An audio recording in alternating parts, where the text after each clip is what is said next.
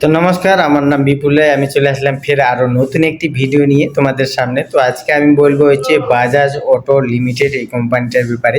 কারণ এই কোম্পানিটা ডিভিডেন্ড অ্যানাউন্সমেন্ট করেছে, আর কত টাকা প্রতি শেয়ারে এই কোম্পানি ডিভিডেন্ড দিতে চলেছে, ডিভিডেন্ডের এক্স ডেট কবে রেখেছে, তো এইসব বিষয়ে আর কি সংক্ষেপে জানবো এই ভিডিওর মাধ্যমে। তো চলো বেশি দেরি না করে ভিডিওটা শুরু করা যাক। তো দেখতে পাচ্ছ বাজাজ অটো লিমিটেড এই কোম্পানিটার কারেন্ট স্টক শেয়ার প্রাইস চলছে হচ্ছে ২,৫৪৯ টাকা ৫০ পয়সা, ঠিক আছে। আর একদিনে এই স্টকের দাম মানে ক্রাশ হয়ে গেছে আর কি ১১৭ টাকা ৫০ পয়সা। আর পার্সেন্টেজ হিসাবে হচ্ছে 1.10%, ঠিক আছে। আর এই স্টকের 52 উইক লো দেখতে পাচ্ছ ৭,৮৫৮ টাকা, আর 52 উইক হাই হচ্ছে ২,৭৮৫ টাকা।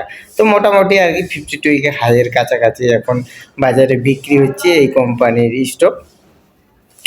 তো এবার ফান্ডামেন্টালসটা একটু সংক্ষেপে বলে দেওয়ার চেষ্টা করব।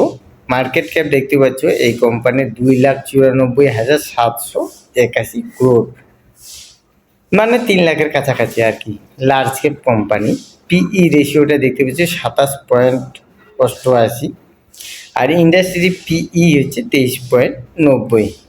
তো এই পিই রেশিওটা একটু আর কি বেশি আছে। ডেপ টু ইকুইটি দেখতে পাচ্ছি 0.58, মানে এই কোম্পানির মার্কেট ক্যাপ হিসাবে আর কি না বরাবরে এই কোম্পানির উপর ঋণ আছে, ঠিক আছে।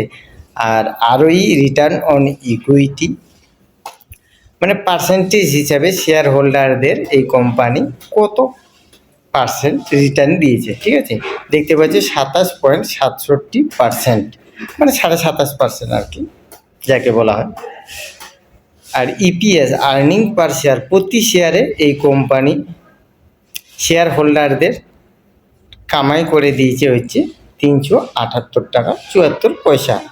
আর বুক ভ্যালু দেখতে পাচ্ছ এই কোম্পানির ১,৩৮৯ টাকা ৩৫ পয়সা, আর ফেস ভ্যালু ১০।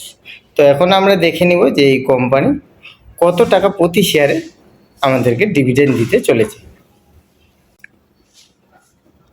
তো দেখতে পাচ্ছ এই কোম্পানিটা প্রতি শেয়ারে ১৫০ টাকা করে ডিভিডেন্ড দিতে চলেছে।